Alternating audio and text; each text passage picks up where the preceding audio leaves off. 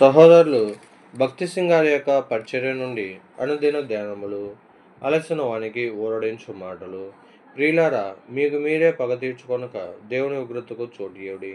పగ తీర్చుట నా పని, నేనే ప్రతిఫలం నిత్తును అని ప్రభు చెప్పుచున్నాడని వ్రాయబడి ఉన్నది.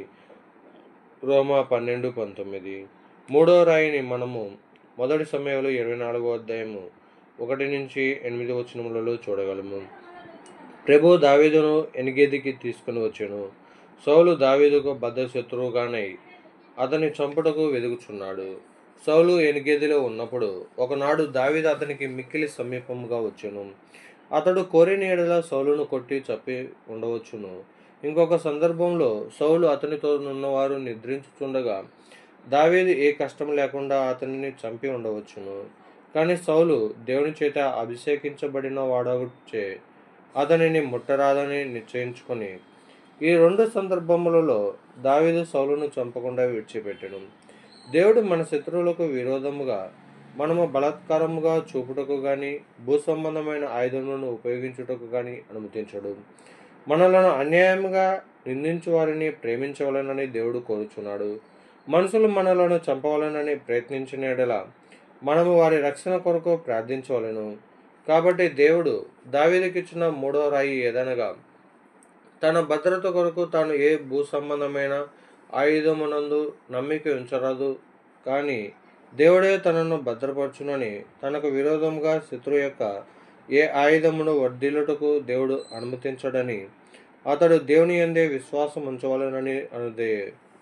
చాలా సంవత్సరాల కిందట నా స్నేహితుడు నన్ను చూచుటకు వచ్చెను. అతడు నాకు వ్యతిరేకంగా ఒక వ్యక్తి వ్రాసిన ఉత్తరమును చూపించి, సహోదరుడా, మీకు బదులుగా చర్య తీసుకున్న అధికారమును నాకు ఇవ్వండి. ఆ వ్యక్తి మీద నేను కోర్టుకు వెళ్ళి వ్యాజ్యమాడెదను, ఖర్చులనియు నేనే భరించెదను. మీకు విరోధముగా ఇంత అసహ్యముగా వ్రాయుటకు అతనికి ఎంత ధైర్యము? అనగా నేను ఇట్లు జవాబిచ్చితిని, నేను యెషయా 54:17 నమ్ముచున్నాను.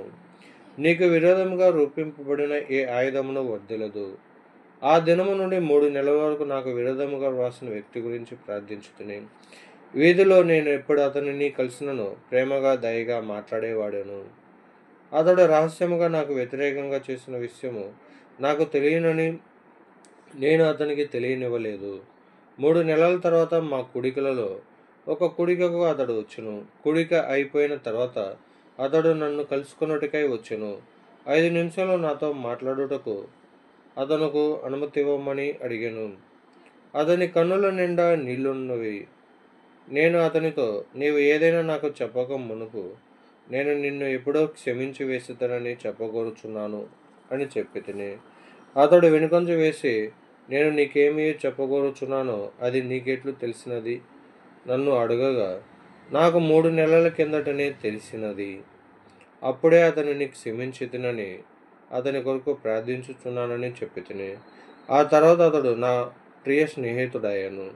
మన శత్రువులపై మనము లోక సంబంధమైన ఆయుధములను ఉపయోగించరాదు.